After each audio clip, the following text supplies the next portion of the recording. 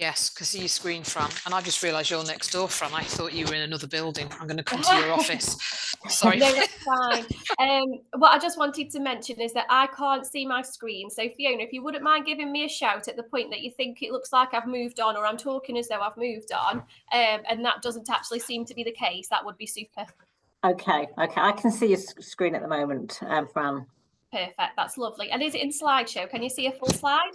No, it's in the, yeah, it's not gone to slideshow yet, so it's in Let's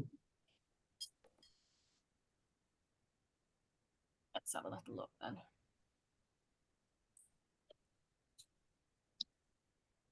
Let's close that one.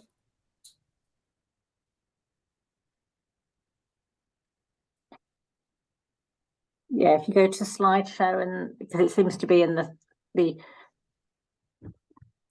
we can see your slides at the side, on the left-hand side. Be in slideshow, I'm not sure why it's doing that. Is that better? Yes, perfect. You're good to go.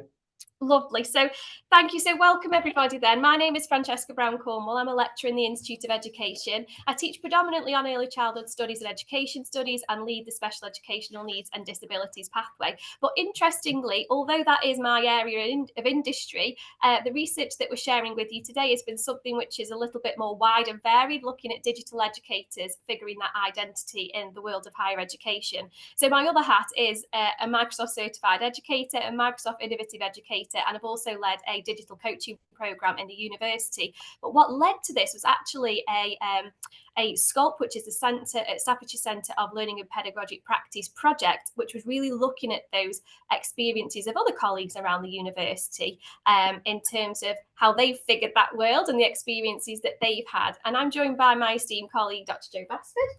Hi everyone. Yeah, so I'm Jo Basford. Fran and I work very closely together in the Institute of Education. So this is a project which we're going to give you a bit more insight into how practitioners, professionals, academics and professional services folks have navigated through the digital pedagogy landscape. So we can probably go straight onto the outline and intentions. Okay, super. So in this session then, we'll be looking at outlining the current HE landscape when it comes to digital enabled pedagogies. And forgive us if we use the acronym DEP or DEP, that is what we're referring to as digital enabled pedagogies. So we'll be explaining the theoretical framework and the methodological principles which we've used as we've undergone this project. And of course, the exciting bit is we'll be sharing the findings, which are actually in the case of typology avatars. So typically we'll be showing findings in stats and stories, qual and quant, but actually we'll be showing a series of images, which might be a little bit novel for you today.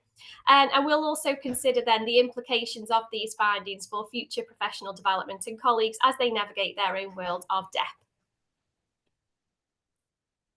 So moving on to the aims of the study, what we wanted to understand was in the university that we work at, this is based in Staffordshire University, the opportunities and also the challenges that DEP had afforded both our academic and professional services staff.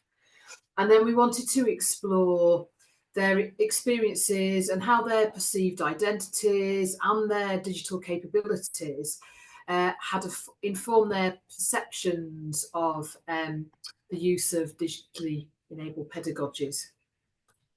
So we can move on to give you we'll give you a bit of background to the context, and it's a background that everybody will be familiar with as we've navigated through, certainly since the global pandemic. We saw that accelerated shift towards the utilisation of digitally enabled pedagogies. And that required all of our educators, all of us, to enter that new and virtual and digital territories. And for some, this was a welcome opportunity to explore, as Mark Elgin and Sundav talk about, the possibilities and potentials that digital technologies afford. But equally for others, it was more of a disorientating and unwelcome experience, as outlined by Watermeyer et al. So post-pandemic, we're all at this place where the higher education sector faces a fork in the road, as Emerge Education and JISC have utilised that term. regarding the future of digital learning. And particularly for us now as educators, that has some quite significant professional development requirements, which are very multifaceted, because as our study is going to show, everybody is coming from this from a different set of experiences and identities and capabilities. Go to the next slide. So thinking about that fork in the road, we were quite we found the work of Vataja and Ruakamo very useful in conceptualizing what those professional development requirements could be. And they frame them as 3 pedagogical dimensions. So you've got orientation, pedagogical practices, and then pedagogical competencies. So if we think about orientation, first of all, that relates to the technical and the pedagogical content knowledge that we need. And Mishra and Kohler conceptualise that from their TPAC framework. And that brings an insight into 7 different interrelated forms of knowledge that educators need to provide high quality digital enabled pedagogies. And then if we think about practice and pedagogical competencies, they tend to be interrelated. So practices, if we think about practices, they're informed by beliefs in the value and the purpose of digital education. And as we argue later, they can be linked to our own perceived sense of self and identity, and particularly the experiences we have. And then if we think about pedagogical competence, we were drawn by Fromm's view that pedagogical digital competency is about consistency of application in a variety of aspects, such as attitudes, knowledge and skills and technology, all those things which support teaching and that supports students' learning in the best possible way. So that's how we've framed the study, and we'll talk a little bit more about the actual theoretical aspect, and then Fran's going to talk about how we went about the research. So it became apparent to us in the study that the significance of how the participants were perceiving themselves as digital educators and how their lived experiences were informing these constructions, really. Hence, you'll see in a minute why we were drawn to the idea of figured worlds. So in terms of an explanatory framework, we were drawn to social cultural theories of identity and agency, and conceptualising identity through this lens allows us to explore participation, especially agency, in that socially produced and culturally constructed activities, which Holland et al. Referred to as figured worlds. And that was important because what we wanted to understand was the agentic element of engagement and participation in digitally enabled practices, which for our colleagues and for all of us have been both virtual, online, particularly during the pandemic, and then post that in the real world as well, with face-to-face with students. So we've chosen figured worlds because we like this idea of that, through the idea that through day-to-day activity, individuals come to figure who they are through the worlds that they are to participate in and how they relate to others, both within and outside of those worlds. So within the context of this research, the methodology we employed revealed how the participants in our study were inhabiting multiple and quite often competing worlds. For example, some of the participants were quite new to higher education, with a particular identity as a new and emergent higher education professional or an early career researcher. But equally, they'd also inhabited a world where they had quite a different status, particularly in courses where they were coming from vocational aspects such as health and such like that. So that was really interesting for us. So those encounters, we believe, can lead to either, or certainly what we found, to either comply or reproduce, or to challenge what's been experienced through being a digital educator. And then all of those experiences really inform the perceptions of ourselves as digital educators. And that's what our research revealed. And Fran will take you to the next stage around the methodological elements of that.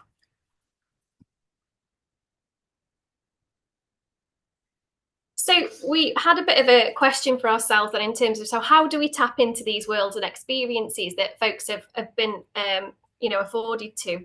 So we opted to take a qualitative design, as the lived experiences and stories were obviously going to be critical in giving powerful insight into investigating the participants' worlds related to those digitally enabled pedagogies. And the study utilised the methodological principles of photo elicitation, as discussed quite well by Pink in 2007, but nevertheless it's been used almost as a novel approach, if you like. And I've popped some of the example photographs that we used in the photo elicitation activities on the slide just there. So there's a handful of them that you can see that the participants looked at before sharing their views and experiences of digital enabled pedagogies. And they were able to then pick which ones resonated for them, perhaps which ones challenged them, and give their reasons as to why. And this approach aligned with a figured world perspective, as it allowed for exploration of how individuals interpreted and assigned meaning to abstract concepts to form their own figured world and describe what that has been like and give us a little bit of a window into their experiences. So photo elicitation recognises that the way in which someone interprets an image will be based on their own subjective knowledge and experiences, and images give ethnographic meaning in relation to the discourses that people use to define them. So if you want a powerful tool to really get into somebody's world, I highly recommend photo elicitation, albeit quite novel, but nevertheless really profound in terms of the quality of richness that it brings. So using images in this way created a space of authoring, if you like, that Holland et al. 98 discussed. And this helps them to make sense of how they were perceiving themselves. And it also helped to sharpen their ability to reflect upon and explain their experiences, as discussed by Alkin et al. In 2010.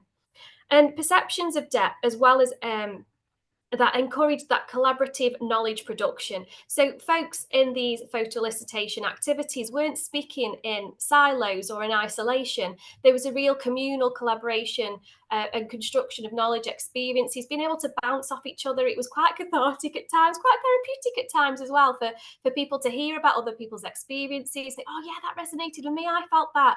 And it was a really lovely experience. So the data collection tools of photo elicitation was accessible either in person, from a distance online, or a hybrid, a mixture of in-persons and online. And this was enabled by the creative use of Microsoft Sway and Microsoft Forms. So the digital accessibility was an important feature of the data collection tool, not only to maximise on participation, but in keeping with that digitally enabled pedagogies. I almost wanted to practice what we were preaching and exploring, really. We were able to engage in photo elicitation in a series of workshops and webinars happening where colleagues were naturally habiting. So, for example, we went to teaching and learning events, we went to digital discovery days. So we didn't necessarily have a recruitment ploy, and you'll notice that participation isn't necessarily a huge amount of participants. But that was important because we didn't want to recruit or plug this research as something extra. We wanted to get engagement with the project as people were naturally finding themselves in these digitally enabled pedagogy places, such as webinars on digital enabled pedagogies, activities and sessions on campus to do with that. So we were finding ourselves trying to locate ourselves naturally into the spaces that people were habiting in that, rather than recruiting as a little extra thing. So the offer to engage in an interview was also provided for anyone that was keen to share their thoughts beyond those knee-jerk reactions from the photo elicitation. And we also provided an asynchronous flip, which is a video recording platform, in case anybody that was unable to join us in real time still wanted to engage. So it was important that we made it accessible via digital pedagogies as well. So in the end, we had 20 participants from our university. 17 of those participants joined us in the photo elicitation task face-to-face, and 3 of them were using the multimedia online resource. So they did it almost asynchronously, didn't they, in a hybrid way. In terms of the positions that these participants held, it was quite a nice mix actually in terms of professionals. So we have an academic developer, we had learning technologists, a head of innovation, we had 9 participants who were, 15 academics, a course director, 1 researcher. So it was nice and varied in terms of the actual jobs that they have in higher education.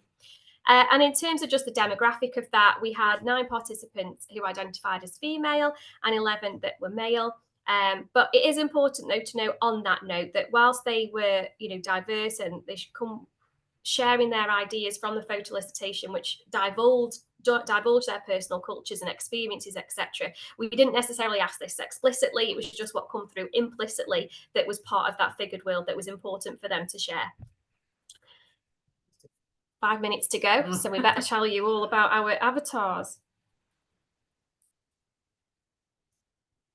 So from analysing the participants' responses to the photo elicitation activity through that figured world lens, this enabled us to understand how relationships, practices, people and cultural, structural and material resources inform their perception of themselves and others as digital users.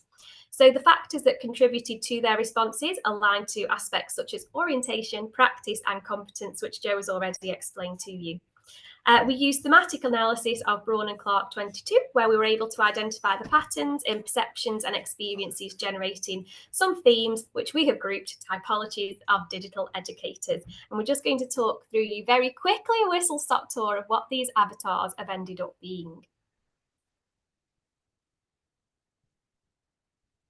So here we have our first avatar, which is the embarker. And these guys are potentially a lone worker. They've got limited tools in their box and they tend to use just the safe digital tools, but there are some undiscovered potential in these particular individuals.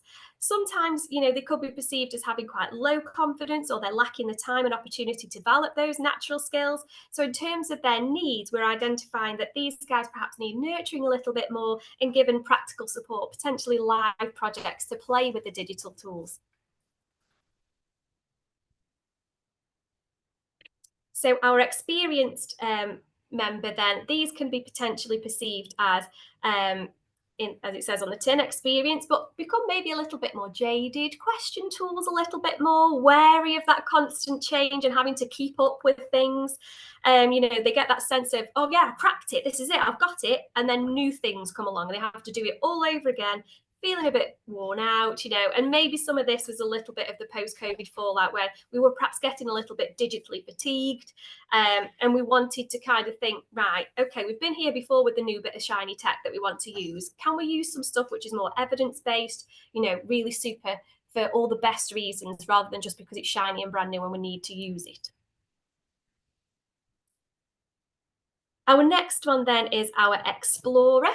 And these potentially are amateurs or certainly keen to technologies. Maybe the technology is new to them, even if they've been in higher education for quite some time. But nevertheless, they're willing to have a go of everything. They're accepting that it might not always work, things might go wrong, but actually they're developing their knowledge of teaching and learning, in a really positive mindset, growth mindset, thinking, right, okay, what exciting things can afford for me from digital enabled pedagogies, and they're keen to explore the potential with that. And then we have our evaluator. And these guys prefer to rely on evidence that something is tried and tested before jumping in. So we would say healthy bit of skepticism with these guys. They're aware of the time it takes to engage in high quality digital enabled pedagogies. And they're also aware of those other competing priorities as well. Also aware of marketization of tech in HE, but at the same time, keen to look at this positively, keen to use it effectively, picking the tools which are the best for the job.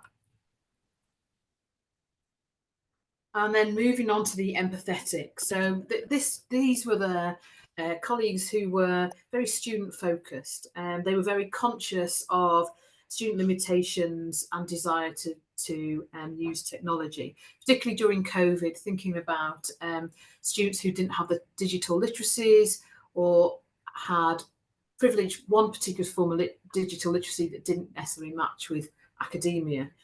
The empathetics were quite often not sure how best to support students, and that was certainly an aspect of their professional development, which was a key target for them. And then we've got 2 more. So the 6th typology is the expert, and I think the image is quite powerful there. Is the expert is tended to be the person who was perceived by others, usually due to their role in the university, to be the expert. And what they felt, particularly again during COVID, was the pressure of the demands from either staff or students to help and to support and to have the answers to lots of things. And for them, at times it would be a little bit draining, but they were also very conscious about how they were perceived by others, and that they needed to be perceived as good and excellent and savvy the whole time. And then finally, our final avatar was what we've called the experimenter. And this is the person, or the type of person, who perceives themselves a bit of an adventurer. They're very excited by possibilities of technology, very open-minded about taking up opportunities for professional development and learning from others. But what was set them aside was that they were very keen to embed their digital knowledge and their capabilities. So they had a very strong knowledge of teaching and learning. And they enjoyed collaboration, and they would have a go. And for them, I think their professional needs were very much around giving them recognition and having opportunities to disseminate their good practice and their research and collaboration. I think it's important to say as well. Yeah, well, sorry. Yeah, I'm just gonna have to stop you there now. I mean, just you're on your final slide, but yeah, we've run out of time really. So yes, if you want to quickly conclude, thank you. Yeah, so very quickly then to conclude, what we've identified with finding these different personality types, or avatars, if you like, is that we're identifying now the university's role, or everybody's role in an institute, to support those different personality types, so actually creating the appropriate conditions that provide staff with the opportunity to develop their pedagogic practice in the place of where they see themselves in their figured world. And what was quite interesting with, even though they orientate themselves potentially as an explorer, experimenter, etc., it didn't really matter. What we need less of as HE professionals is less information on how to press buttons, less instruction on that, and actually more coaching in terms of how we perceive ourselves, because how these guys perceive themselves was far more powerful in actually their abilities in the classroom. So they could be absolutely useless with a software, but actually if they perceived themselves positively and embraced it, it would still technically go well. There was still a lot to be afforded for, which was really positive.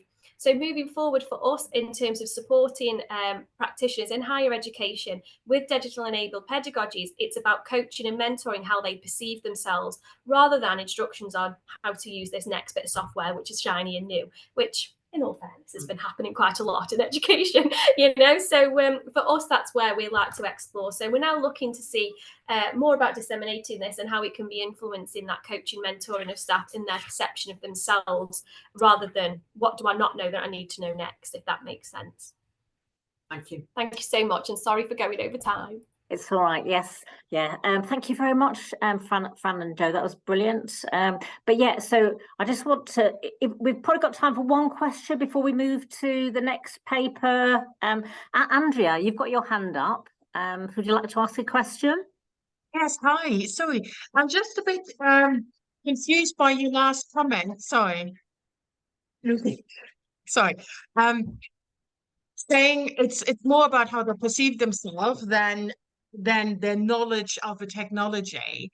Can you just elaborate on that? Because you said they might be really useless on a technology, but as long as they perceive themselves to be an expert, they're great.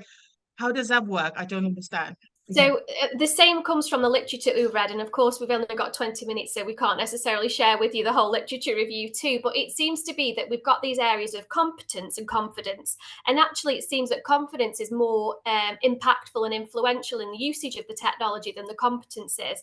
So we may have, let's flip it round, someone that is highly competent with a bit of software, who knows all the buttons to press, etc., but actually lacks that confidence in their digitally enabled pedagogic practice, and therefore that has a direct influence on the quality of what they do or how they perceive that. And it tends to be almost that professional identity view that influences the use of, the quality of, the impact of technology uses, rather than confidence, rather than the competence.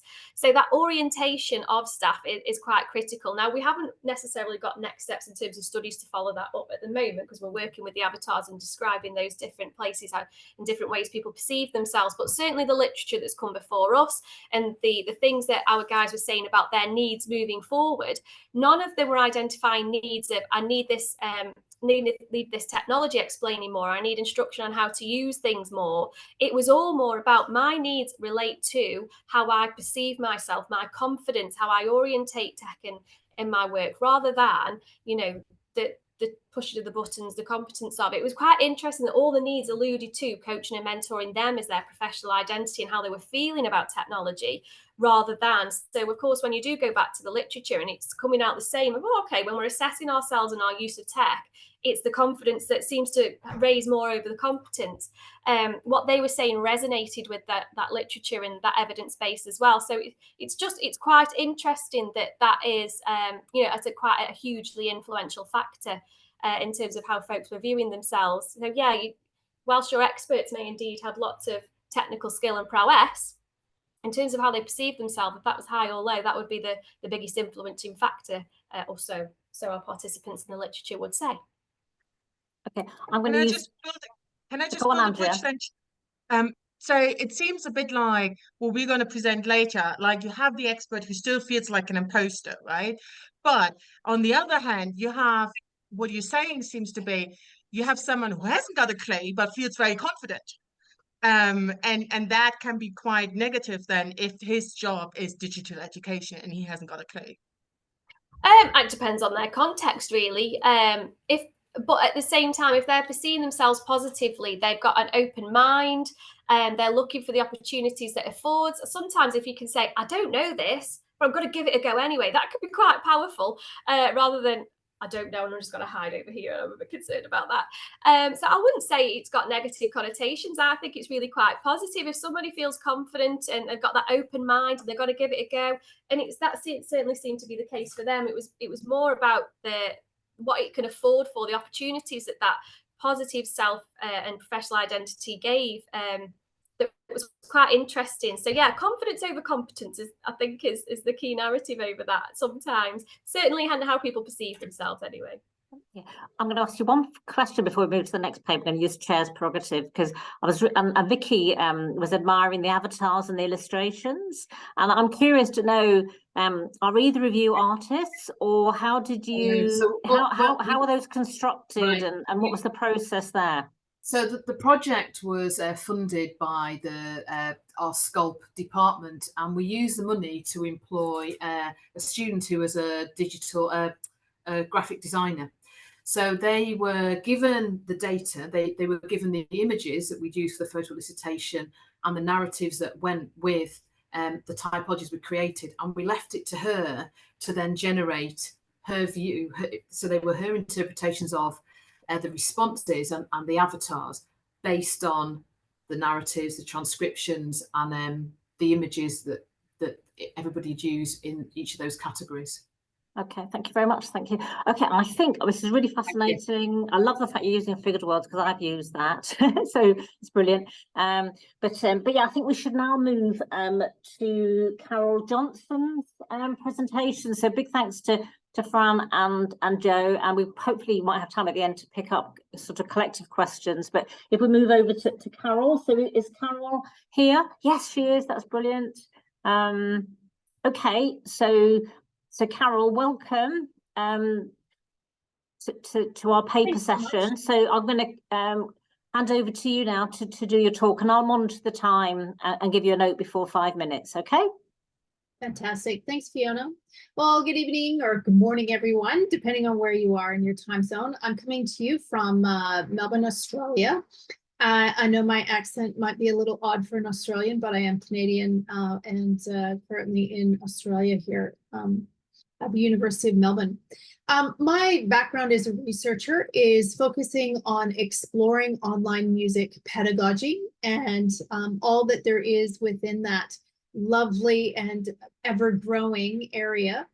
And what we were looking at, myself and Associate Professor Chris Deneen over at the University of South Australia, was we were exploring what is out there in the research in online music assessment. And as we were looking at it, we came to understand that there's there is literature in that area, but it's quite it's held quite across quite a lot of different journal publications, not just in music, and it made it quite difficult for anybody to locate that field of knowledge. So what we were doing was we put through a grant and received a grant from the University of Melbourne.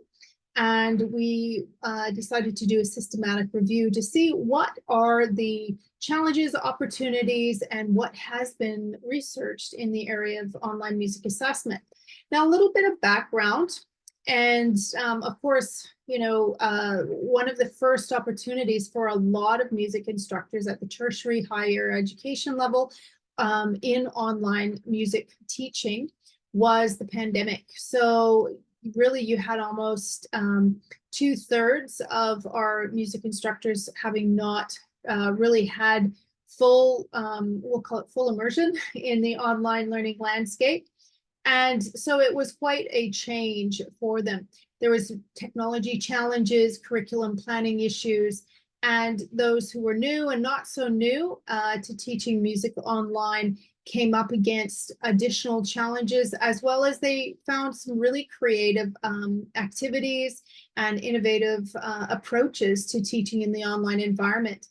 One of the things that is really interesting from all of this data that was beginning to come out in just the publications from COVID is the idea of sustainability for music education. So prior to the pandemic in conservatoires, which I work in the conservatorium, Melbourne Conservatorium of Music, and one of the things that was surrounding the narrative at the time is really music education is not situated well to move forward in with the rest of academia in regards to the use of technology because of the limited and apprehension for instructors to explore online learning.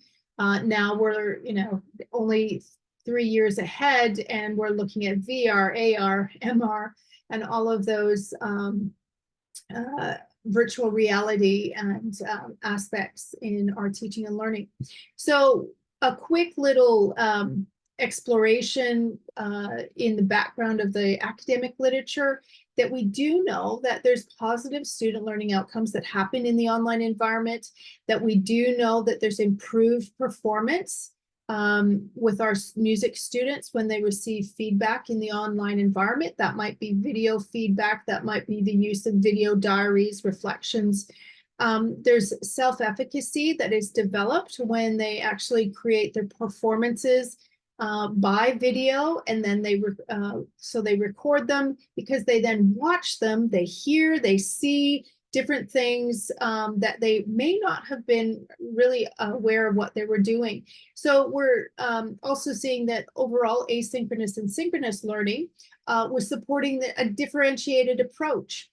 And so when we're looking at all of these coming together, we can see that there are positives from the use of online music activities, online music teaching. And so as we began to explore this area of assessment and evaluation and what is out there in the literature, we came across, you know, that there isn't a lot, it is growing, but what is there currently?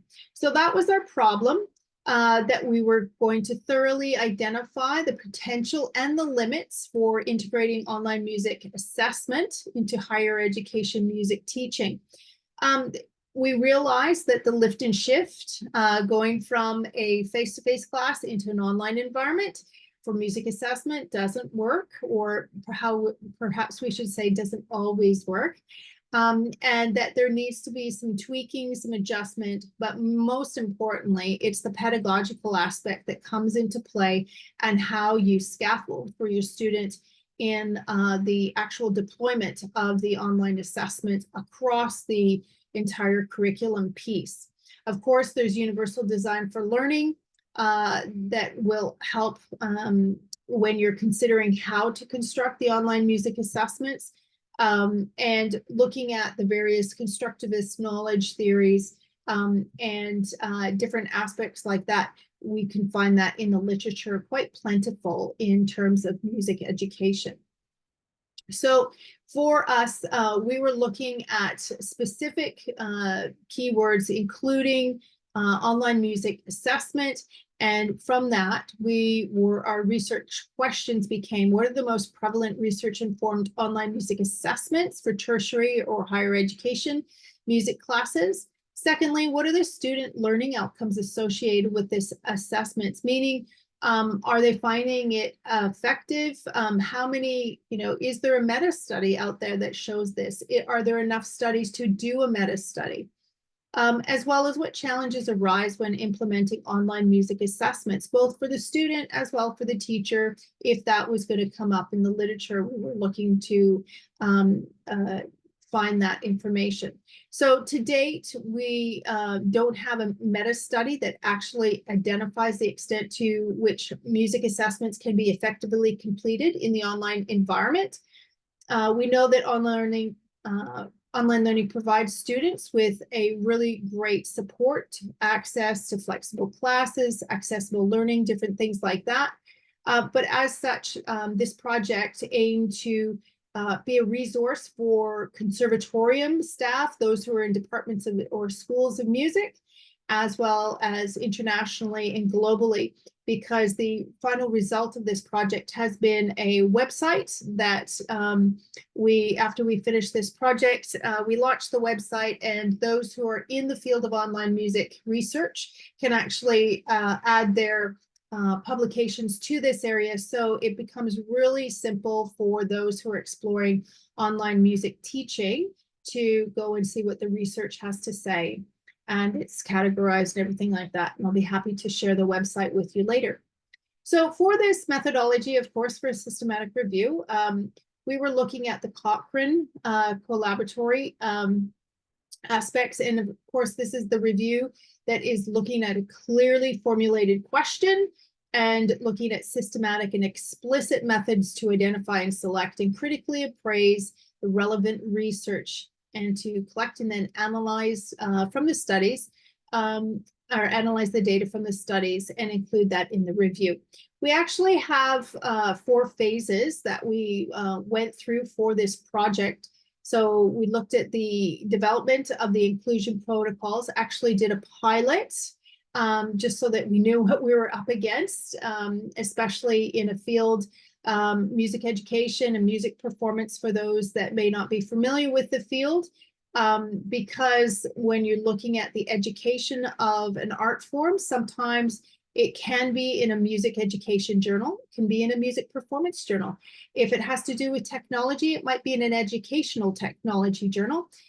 Perhaps it's also just in an education journal. So we really had quite the gamut of journals and publications that we needed to consider, and how we were going to explore this area. We knew what we wanted to include, and those became our inclusion protocols. So here are our initial inclusion protocols that we're looking at. Of course, tertiary higher education setting had to do with or to be about online education, online learning. We wanted it to be an explicit focus on assessment. You'll see here in a moment that we had to adjust some things. Great laid plan sometimes always doesn't come to fruition, but we can make sure that we can make something out of it. Constituted empirical or original research, that was really, really important for us, and that appearing in a credible peer-reviewed source. Our inclusion protocols, as we were looking at it, was the primary, the one that's those protocols that I just identified here, really important.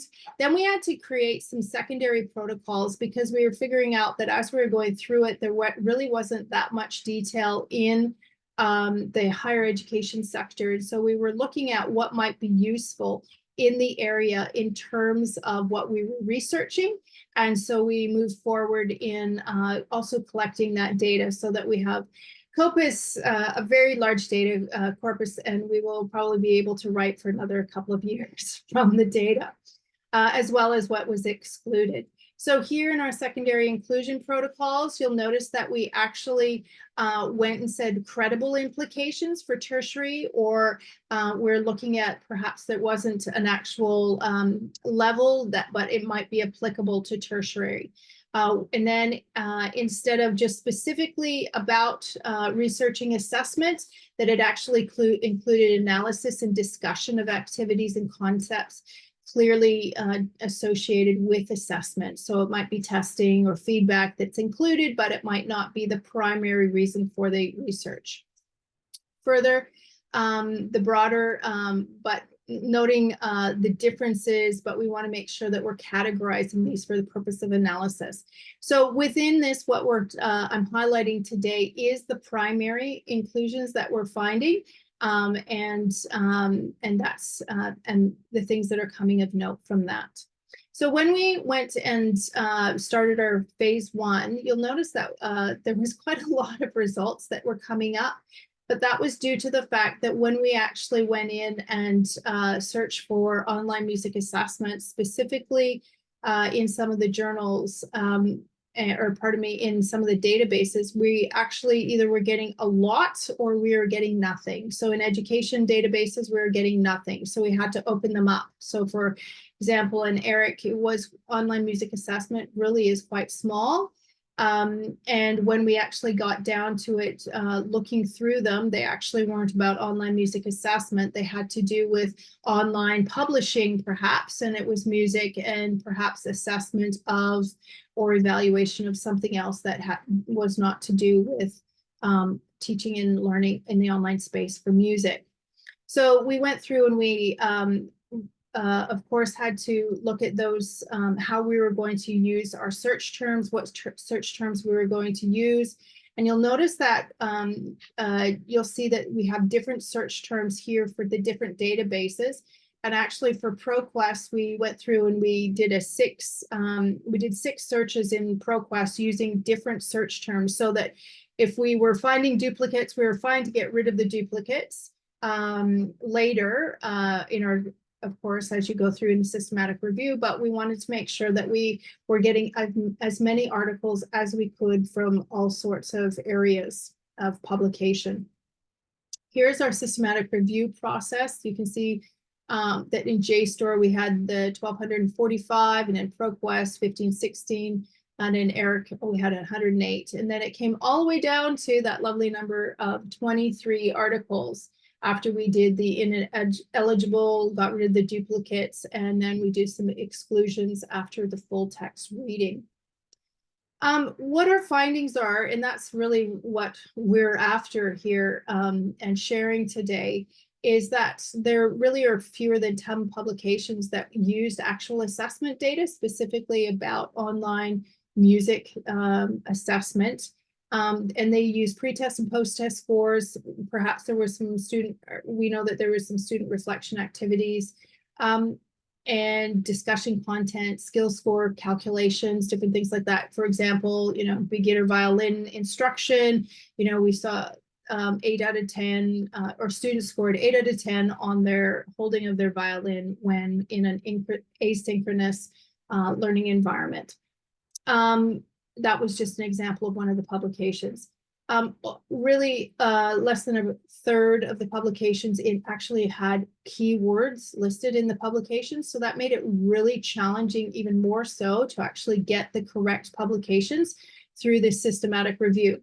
And then, of course, the assessment terms that we were looking at were the specific activities involved. The findings in the theme overall, we are looking at we found efficacy of technology to support online music learning. We found different teaching approaches and learning design used to support online music learning. Of course, there were those COVID-related topics, which were what we expected to find, especially because we had just we were doing the systematic review in 2021 and 2022 over that period of time. Perceptions of students and their teachers in regards to online music teaching and particularly assessments, that's what we flushed out. As well as there was a lot of teaching of music educators, so pre-service teacher preparation, and that's where these assessments and the use of online learning came about. When we're looking at the challenges of online music assessment, we have articles that were highlighting technology skills or professional development is definitely needed by instructors to assist in creating really strong online music assessments. Of course, the required consideration of the pedagogical approach were highlighted in these final 23 articles, as well as the focus on, oftentimes there would be a highlight while face-to-face is the standard in music performance teaching and music education, and perhaps you only need to use the online approach when necessary. That's what came out in some of the publications, not all of them. There was 2 specifically. Time and resources for course redesign, that was highlighted in 4 of them particularly. And we all know that if, as you're moving into the digital technology area, it does take a little bit more time, perhaps front loading, to support the actual time during the semester. Isolation was particularly identified in one of the articles for students who were learning to perform, actually to learning improvisation on a musical keyboard, learning the 12-bar blues. And they had isolation experiences as opposed to being in a class with others. The opportunities that we see from these online music assessment environments, I've listed 4 of them here. Effective teaching outcomes when you construct with the design approach for multiple instrument types and music classes. That is represented in the data, which is nice to see. So we have piano, we had flute, we had improvisation classes, we had music history classes. So there was quite a variety. I was actually thinking that it's just going to be piano and guitar, and I was pleasantly surprised in that area. Online assessments, again, were found to support differentiation, as well as they were provided when face-to-face wasn't possible. That's that COVID piece coming in. And instructors and students moved from initial apprehension to beyond an acceptance level and into expectation that technology like online music teaching and assessments would be happening. Finally, here 2 more slides. Implications that online music assessment can be effective. There's limited but increasing publications across the years. The earliest publication we found was 2001, and of course 2021, 2022 were the latest. Music assessment should be designed with clarity, as well as further research is required in this area.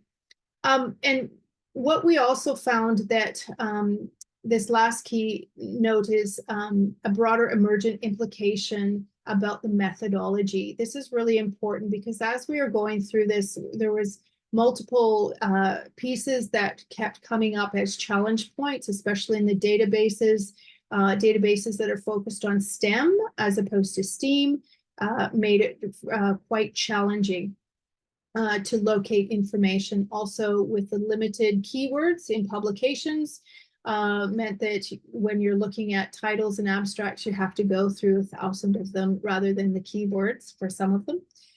So we called it a definitional flux, and it requires a higher degree of care as we craft the search strings.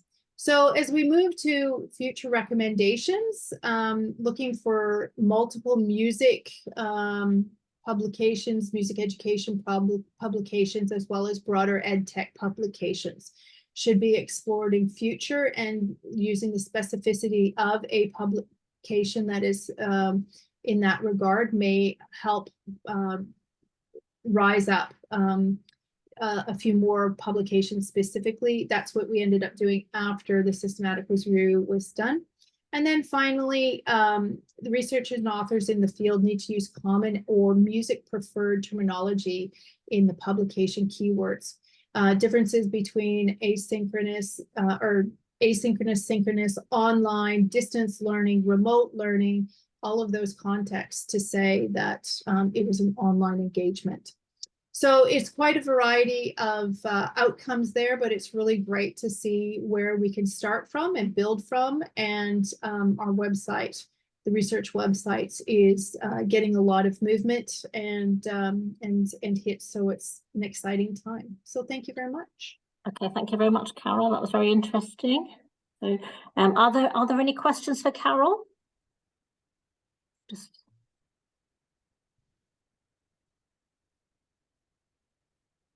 strangely, I can't seem to see whether people have got their hands up, actually. Let's just have a look. Sorry, there. Oh, it's fine. Okay, that's fine. So, okay, let's... Yes, oh yes, I think Andrea's got a question. Andrea, have you got a question?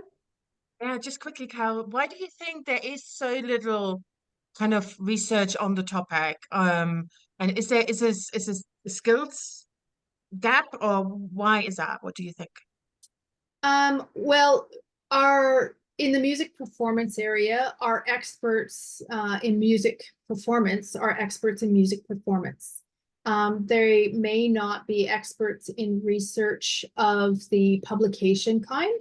So they're the ones that are creating CDs and concerts and all things like that. So finding researchers that are also music performers and researchers in a methodological form such as qualitative or quantitative is perhaps not always found in a conservatorium or area like that. That's not to say they're not experts. They're definitely experts, but we all have different skills. Okay, so Carol, I've got a question. So interestingly, obviously performance is just one part of music, isn't it? So did your project look at other areas such as composition or, you know, different components of music and how some of them may be better suited to online assessment? So that's a really interesting question, because when we were we did our search strings, we had to include, we had to explore, well, what about flute? Well, about if we said online music assessment for flute, what about online music assessment for composition, online music assessment for, because we found out as we were going through that people were naming their research by their instruments, not by online learning. They were probably calling it educational technology, and they were calling it activities. So those, from my research hat on, and as a professional saxophonist, I kind of was we were a little stymied by, you know, it just seemed like there was a very minutia search string that they would be, or that we would have to use, plus an extremely broad one. And then to get that coming together was really, really challenging. So I'm really happy that, you know, we've got some solid ones here, but it's showing that the areas of research, either they're out there and they're not showing the keyword connections, or they're not out there. Okay, that's really interesting. But it sounds, Carol, you found something that there's definitely a gap there, and that's interesting, isn't it? Really, so it's good. Sure. Good. So, we all like to find a gap. Absolutely. Just not in the road. Yeah. Thank you. Okay, are there any other questions, or we can move on to Andrea? Andrea's talk. Yes, so Andrea, you're with Vicky, aren't you? I don't know whether both of you are presenting. I'm actually going to take the reins because Andrea is presenting in the next track that follows this. We thought we'd split it evenly like that. Okay, that's all right. So I think we can begin. Again, I'll just monitor time and I'll put a little note 5 minutes up, and then we'll be able to go for questions. And I do note that there's a break afterwards, so the scope that maybe all the papers, we might be able to have a little sort of discussion at the end as well. We'll see how we go for time and break times and so on. Okay, so over to you, Vicky. So do you want to share your screen? Can we see a lovely picture of a rabbit? We can indeed. Wonderful. Okay, I shall press start on my keep track of time. Okay, hi everybody, welcome to our presentation. I didn't want to assume that this was a phrase that everybody was familiar with, although I think it is quite a familiar one, but I wanted to start off by explaining what do we mean by feeling like a rabbit in the headlights. It's actually a phrase that came from our interview data, but just so everybody understands where we are with this, it refers to a sense of being frozen, to not being able to speak or think. Often we hear deer in the headlights. So it's the same kind of thing we're talking about here. It's this paralyzing sense of fear or inertia. And that's often referred to when we talk about imposter phenomenon, particularly in higher education. So I just wanted to make sure that that was clear. So these are the people that sit behind the paper I'm presenting to you today. Thankfully, as Fiona pointed out there, we do have Andrea with us, but because she's presenting next, I've taken the reins with presenting this one. But I wanted to acknowledge the role, Andrea's role within this paper in having conducted a vast study around the competence development of entrepreneurial educators in the UK. And this paper is a kind of development, a further development of that research, as I will explain shortly. To give you a sense of the background then, we're talking here about entrepreneurial education, and you'll see I'm using those quote marks because in our field in enterprise and entrepreneurship education, there's a great deal of discussion which focuses on what enterprise is, what entrepreneurial education is, what entrepreneurship education is. So I wanted to start by saying, when I'm referring to entrepreneurial education, it is very much a catch-all term. When I'm referring to educators also, that also covers a great deal of variation in terms of where that educator is positioned, the level of seniority that those people have. So when we're talking about an entrepreneurial educator, we're talking about quite an expansive role across different institutions. But what kind of set the premise for this research was an acknowledgement that globally there's been a huge expansion of entrepreneurial education programs in lots of different ways.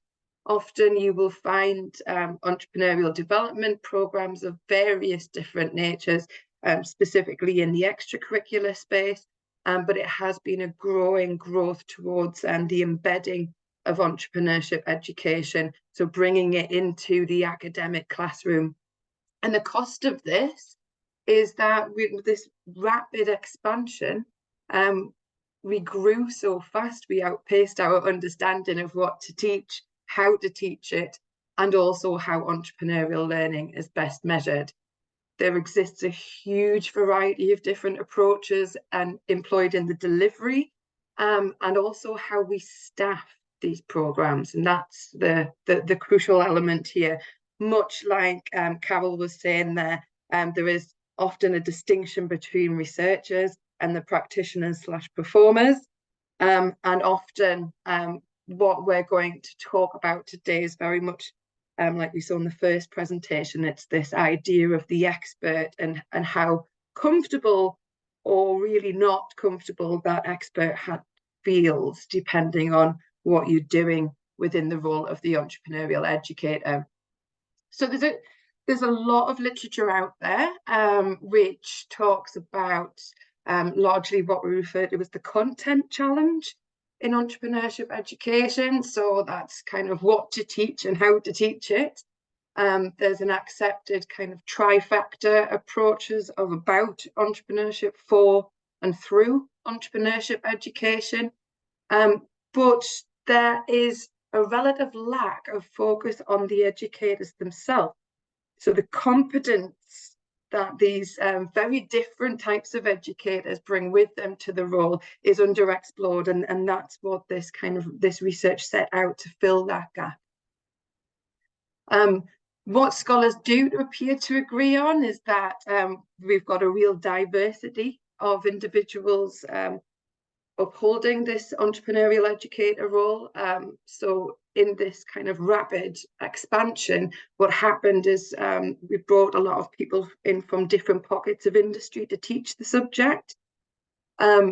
It's becoming more common now for educators to have actually done entrepreneurship as their PhD and then gone into an academic teaching role that way. But this is a relatively recent change within the field. So what we're left with is this real mixture of individuals that sit under this entrepreneurial educator title. So one of the first things that we maintained that we're really contributing to these debates is to actually explore beyond just this sense of an academic entrepreneurial educator. In a lot of the literature, that's, you know, we're all kind of grouped under one heading, and what we do know is that a lot of entrepreneurial education takes place in incubators, in career centres and things like that, but that distinction isn't really given much prominence within the data, within the literature, when we look at the educator themselves. So just to give you a bit more background here on the development of the research and the data collection, as I've mentioned, this paper initially derived from a huge data collection exercise undertaken by Andrea. So this was a mixed methods project, was a pragmatist project, looking at, she built in a survey with 183 valid responses from enterprise educators across the UK. And this was followed up with in-depth semi-structured interviews, but using a timelining activity. So again, you know, building something a little bit more novel, like we saw in that first presentation, of getting people to think about where their confidence developed. So that was the purpose in building that in. Conceptually, we both come at this data with from a sociological position. So it's this idea that careers themselves are socially constructed. We used terms such as becoming and being, which Andrew used to frame the initial analyses of competence. So that becoming was, you know, your early stage, your first entry into the role, and the being was, you know, kind of further into the role. What does competence look like, feel like, etc., within those later stages? What we've done is that we noticed this theme of imposter syndrome coming through, and we wanted to give this some kind of special consideration. So we've conducted some specific thematic analysis around this idea of imposterism, and we wanted to look more closely at the way that participants constructed their own sense of competence within different spaces across the entrepreneurial educator's role. So one of the first things that we have kind of going on is this distinction between entrepreneurial educators as professional educators or academic educators. And that's something that was gleaned from the initial period of the quantitative analysis, and what I'm going to try and kind of pull through the rest of our discussions this morning. So there's a huge scholarship around imposter syndrome, imposter phenomenon, imposterism, as it's variously referred to across the literature. Just to give you a little bit of a background on this, the term imposter phenomenon, it was the original one, and that was coined by Clance and Imes as psychological exploration of high-achieving women. And these women expressed this sense of not being good enough, despite all of the professional accolades and the qualifications and the achievements that justified their position. It was this kind of disconnection from what they'd achieved and their sense of whether they deserved it and felt legitimate. In psychological terms, imposter phenomenon is a cognitive distortion of achievement and accomplishment, by preventing the individual from internalizing their accomplishments, and instead they encounter an internal experience of intellectual phoniness. And I think those words are really important to acknowledge, particularly when we look at the context of imposter phenomenon in higher education.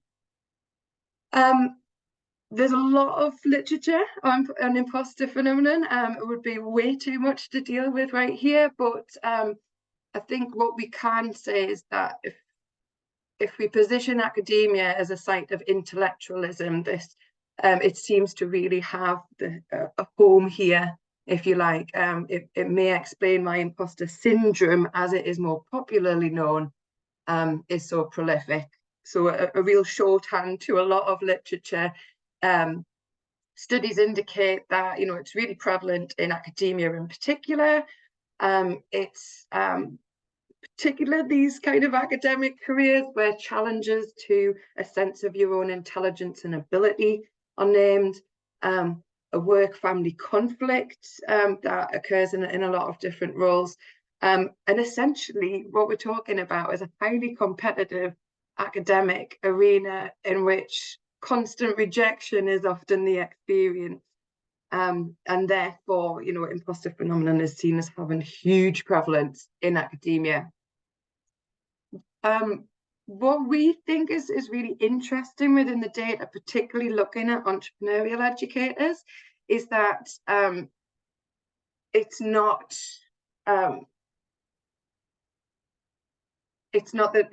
kind of discussed in the straightforward way that a lot of the literature around imposterism and academia is. And I'll try and explain a little bit of this throughout the rest of my time, halfway. So very briefly, this is just an indication that actually from the survey stage, we saw that not only did we have this different professional and academic educators, but there were significant factors around competence that came through around educational attainment and entrepreneurial experience. What we found was interesting when exploring the data around imposterism was how these two different types of competence, these two different assets that the individual brought with them to the role, how then they played out when they were actually in the role. So for instance, what you're seeing here are some quotes from individuals from a mix of roles. So we've got academics and professionals here. The individual career journeys were multiple, often past work experience in industry and in startup were kind of brought into the role. But what these quotes show here, I think, are some of the general thematics of the imposter data that we had. Often those coming from outside the university, for instance, would come into this education space and be voicing this sense of imposterism on the basis of having or not having a PhD. So I'll keep that point with you. We then, there's a, you know, a huge collection of data here, and when we've got educators talking about the value or the perceived value of their entrepreneurial experience, specifically within these types of classroom dynamics. So the main message that's coming through here, I think, is when the educators were talking about what they had to do as part of their job, particularly in relation to students. You know, there is, as the quotes here indicate, there was a sense at times that, you know, like the academic, the third quote down here is saying, sometimes I do have imposter syndrome. And that's on the basis that, you know, they haven't run a business before and they're talking to people about starting up and creating businesses. The majority of people talked about this aspect or this lack of experience on occasion as something that they knew had credibility with students. So their sense of this lack of legitimacy was always framed about how they could walk the walk as well as talk the talk, and bring that authentic experience into the classroom. However, this wasn't always the case when they talk about how much they felt fit and belonging within their work environment. And I'll come back to this theme in just a sec. What we're seeing on the screen here then is a rather large quote, but one which I thought was interesting to show you all, because this person was more of your traditional academic pathway, if you like. This person had done their PhD in entrepreneurship and had gone into an academic role teaching entrepreneurial education. And what this quote does is highlight some of the issues that are quite prevalent across the imposterism literature in academia. You know, this sense that we're almost being enculturated into this system that really requires you to be hypercritical of your value and of your worth. You know, this publish or perish paradigm that we're all quite familiar with nowadays really comes across in this quote. So, you know, this person had finished their PhD, but they're experiencing these multiple issues that are contributing to this sense of not quite fitting, not quite being there yet. You know, so this person is saying that actually it's difficult enough getting published, but actually, do I feel credible in the classroom? Are people looking at me and thinking, well, that person's quite young? Do they have that? Do they have that life experience as this person refers to? So the purpose of me showing you this data really is to kind of get us to start troubling and questioning the role and the value of different competence that we bring into the classroom as educators. And certainly if we're perceived as these experts, and I'm firmly putting on the expert hat in saying that there, what can this mean? And we had some instances of discussions in the data around what people do to manage feeling like an imposter. Now, we mentioned the PhD as something that they indicated was often their point of differentiation, how they felt, you know, they lacked something, they didn't feel legitimate or credible within that role because they didn't have the PhD. And we found across the data lots, you know, people did engage in that process, but it was only considered worth doing within particular spaces of academia. So the quotes that we see here are, you know, it's the PhD and the value of that, the perception of value across the whole space, including their colleagues, was this sense of, you know, this legitimacy was gained through doing the PhD, becoming research active. But what we also saw in the data was some examples of staff sitting within professional departments who were research active and they did have PhDs. However, they didn't feel that the value of that competence carried as much as perhaps if they'd been within an academic space. Other things that we were told by our participants about, you know, things that help them manage this thing that, you know, what I guess we're arguing is quite prolific in academia. So we had the top quote here is an academic participant who said, actually, you know, I felt like this, and I felt like my practice, my pedagogical approach was somehow not academic, and they only felt a sense of relief when they were able to connect with somebody that they worked with that had a similar approach in their practice.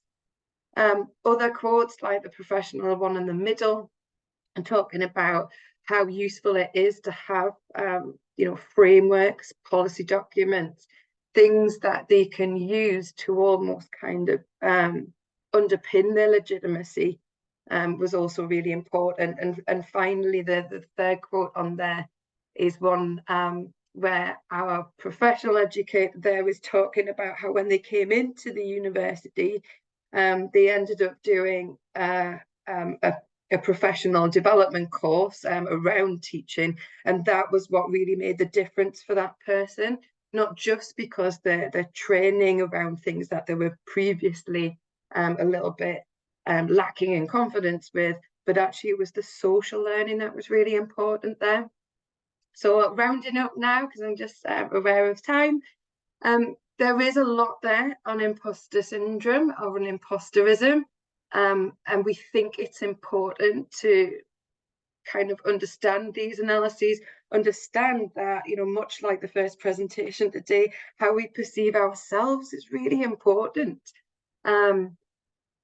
What we also found is that, you know, there's a lot of literature out there about imposter syndrome, it being a very individual experience. And actually what I think we can show through the data is that imposter phenomenon, I think, is prolific in academia, but we need to stop individualizing this as something like you only go through. In fact, actually, the more that we talk about it, the more that we socialize this phenomenon, the more likely it is that we can use this as a resource for action. And this is very much how Maddie Breeze situates her analysis of imposter syndrome as a public feeling. what she's saying here is that you know, it's part of the landscape of the academic world that we live in, and it's not an individual problem to be overcome. Actually, we can use this as a resource to really critically engage with the environment that kind of gives rise to a lot of these often very negative emotions that we experience. So I'd like to leave you with that. We feel like our paper contributes to policy and practice because much like the first paper, we really need to be thinking about our educators as humans, as ones who do suffer from lack of confidence at different points in their career, not just as they're starting, often very much further on. Big transitions in work often tend to circumvent these types of feelings. And I will stop there because I can see we've run out of time, but we are pursuing publication of this paper, and that would be really grateful of any feedback and any thoughts on this. Thank you. Okay, thank you very much, Vicky. So I think if you unshare your screen, then everybody appears, don't they? So yes. So are there any questions from anybody in the group to Vicky and Andrea? Yeah, it was a very interesting paper. So I mean, I'm curious as well, did you perceive any differences between the professional enterprise educators and the academic enterprise educators? It's yes is the shorthand answer, but it's not. For all we identified, these are very important distinctions to make within this one big group of entrepreneurial educators. It's not as clear cut as being able to say this is what one side thinks, this is what the other side thinks. In fact, what I think we can really strongly suggest is that that structural approach actually creates tensions rather than kind of helping this situation. Largely speaking, though, because of the role of professional educators tend to be more geared towards that employability, that startup output, outcome expectation, the perceived need to have walked the walk, to actually have that entrepreneurial experience in your bag, was a lot stronger in the professional dialogues. But because we're so varied in the types of programs that we put in the academic space, it's not as clear cut as being able to kind of talk about them as two definite groups in that sense. But thanks, that's a great question. Yeah.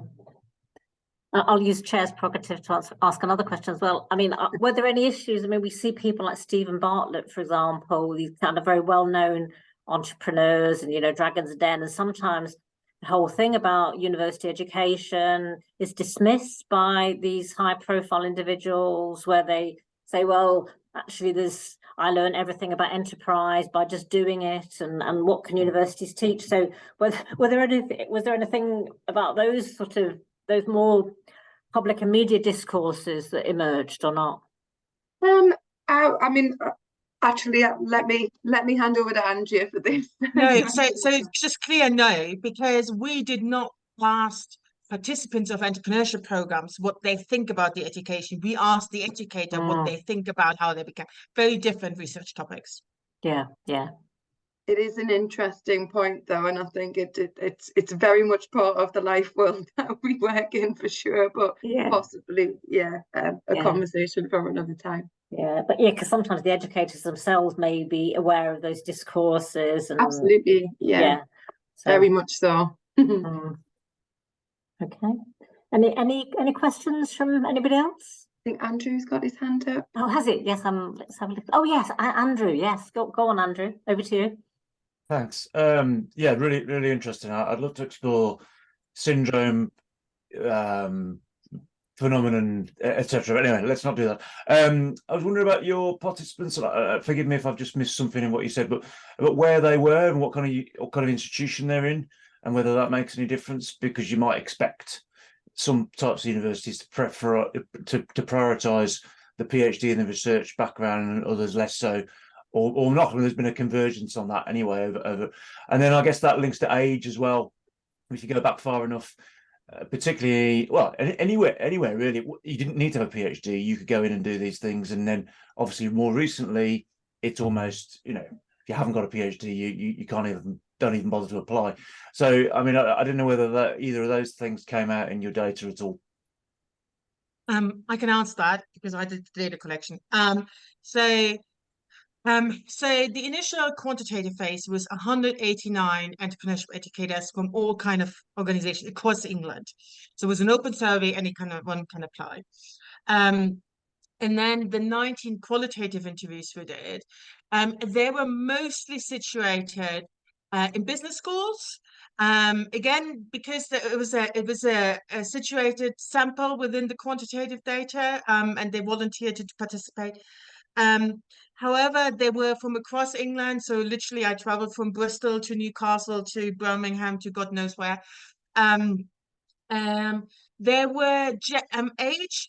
There were some early, what do you call early career academics or professionals. However, they've done stuff beforehand. And I was one of the comments, I'm an early career researcher, but actually I'm 42 and I was a successful consultant earning triple what I do now, right?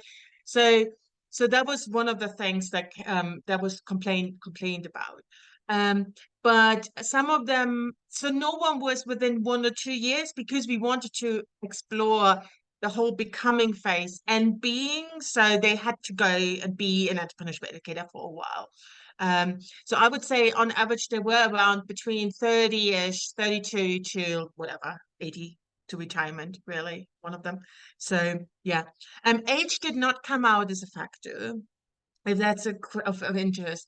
It was more the question really, what have I done to get this job? Like, I've been an entrepreneur, I was a successful consultant, and now I'm being perceived as just having finished my PhD, right?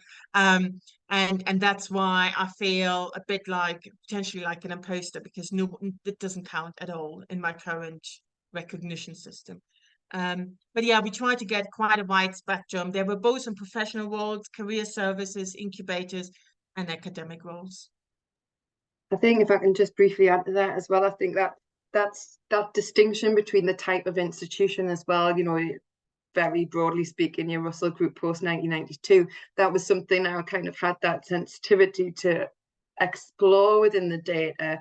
But actually, what we're seeing across, regardless of Russell, you know, the status, regardless of that, we do tend to have this distinction made between an academic and a professional educator. And that's where you see some of the disconnect. And often this sense of kind of status and hierarchy come in, particularly, you know, as I mentioned, we looked at the way in which the different competencies were valued when in the role. And I think that's definitely something of interest, but it was more about the departmental differences rather than institutional differences. In fact, what we can really see is that this is happening everywhere. You know, this kind of professional academic, certainly from I mean, I'm not sure our data can very much underline that point I've just made there, but certainly through our analyses and our knowledge of the field, I think that's where I would answer your question. Okay. I've got another question if nobody else has got one. I'm curious about this whole thing about gender, because originally the imposter phenomenon ideas came out of ideas around kind of women experiencing it. So did you observe any differences in terms of gender or not? Actually, not really, I would say, because even the man felt imposter. I think it's just a question of they don't really frequently talk about it. One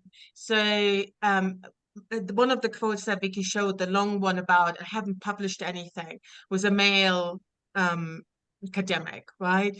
And he felt the imposter syndrome because the requirement in his job was publication. That was his count. And he couldn't do that in the first 3 years. So they still experience it. I think they just don't share as much as the woman. And And I think the women potentially have been sensitized to the issue, so they're a bit more familiar with the literature and what's really going on rather than the man. The all elder man, they kind of, that's why I asked the question for the first presentation, is it sometimes just overconfident stupidity?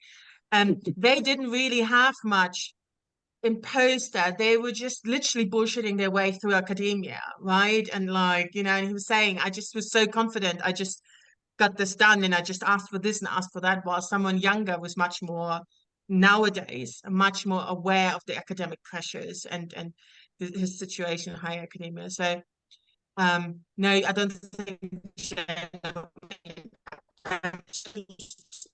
distinguished entrepreneurship educators from each other. So they were pretty much the same. Okay, thanks very much, Andrea. Okay, anybody else got a question?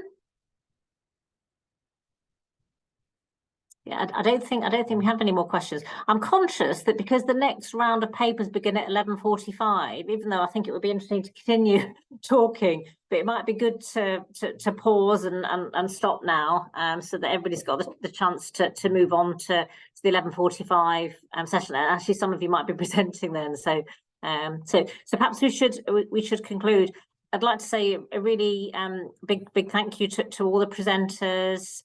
Yeah, it was really interesting, really high quality papers addressing different topics, but that shared maybe some overlapping themes as well. So really interesting. I've really enjoyed. It's a good start to the week to listen to these papers. So thanks very much. So I think everybody can leave now. And I know we've got a tech support. So I don't know if the tech support, do we need to do anything, or we can just leave? You can just leave. Thank you. Okay. All right then. Okay. Good to see everybody, and see you during the rest of the conference. Bye-bye.